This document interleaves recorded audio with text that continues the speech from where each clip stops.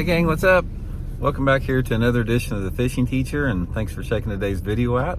We're going to be talking about what the bass do right after they get done spawning today in our video. And this is something that's sort of pertinent to where we're at this time of year. When you start to get to the second, third, fourth week of April, a lot of the fish, depending upon what part of the country you're in, are finished spawning. And they do a variety of things. So we're going to sort of go over that to help you guys stay on top of them as the post-spawn gets in place. So first of all, there's, well, if you are not familiar with bass spawning, if you're just new to fishing, all the bass don't spawn at the same time. There's anywhere between like a 3-week to a month-and-a-half window where fish spawn throughout the course of most lakes. But for the most part, you're going to have a major spawn on a lake once that water temperature starts to get around 60 degrees. Like a week after it first reaches 60 degrees, quite a few bass are going to be spawning. Now, what happens is after these fish get done spawning, there's a couple different things that go on.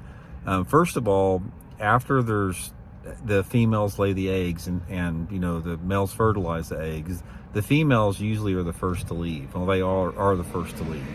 And they usually, exit within a day or so after laying the eggs. And a lot of times they move just out a little bit deeper, close to the same spawning areas where they're at, but they may just move out there a little bit deeper, hang around for a few days. Then they gradually start making their way like out of the spawning areas and into what's called their post-spawn areas, which is usually some deeper water, heavier cover, or maybe around some like secondary and main lake points. And they just begin to feed up again because they've exerted a lot of energy making eggs and laying eggs. Now the males are going to stay around longer. They're going to be the ones that guard the bass fry once they hatch out.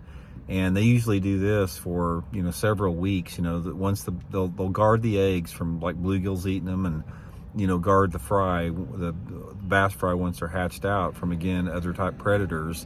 And after the bass fry, get, a little bit bigger where they're sort of on their own, which isn't very long, which is just a couple weeks, then those males will start doing the same thing. They'll hang around those same bedding areas for a while, gradually start making their way out to a little bit deeper water. So one of the things that you can do on this is if you are pretty confident that the fish are already done spawning, pretty much stay and fish in the same type of areas there. You don't really have to leave those spawning type areas. You might just sort of adjust your techniques a little bit.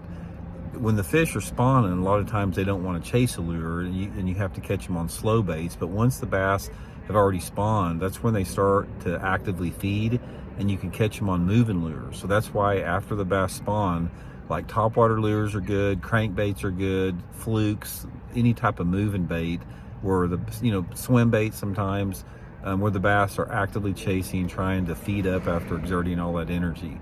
So my advice, guys, is like stay shallow until like the first or second week of May.